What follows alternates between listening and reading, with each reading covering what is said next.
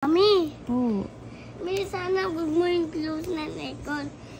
Ang init kasi. Dapat ikinuklose yung aircon. Hindi.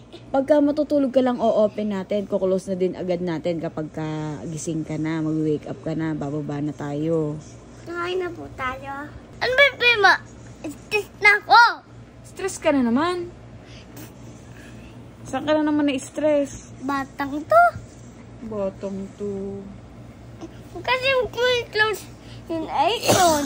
May, gusto mo, huwag na electric po na lang ako. Kasi gusto mo, mambabasimil ako. Tinatakot mo pa ako. Mag-electric pang ka na lang, tigilan na yung aircon na yan. Sige, mambabasimil na ako. Paus na ako. Talaga. Huwag ka na mag-aircon, sayang ang kuryente. Hindi nga! Isipin yung kuryente na to. Huwag na iisipin yung kuryente. Eh, sino magbabayad ng kuryente natin? Babayad ng aircon natin. Ano po? Si daddy na yung babayad sa akin ng aircon.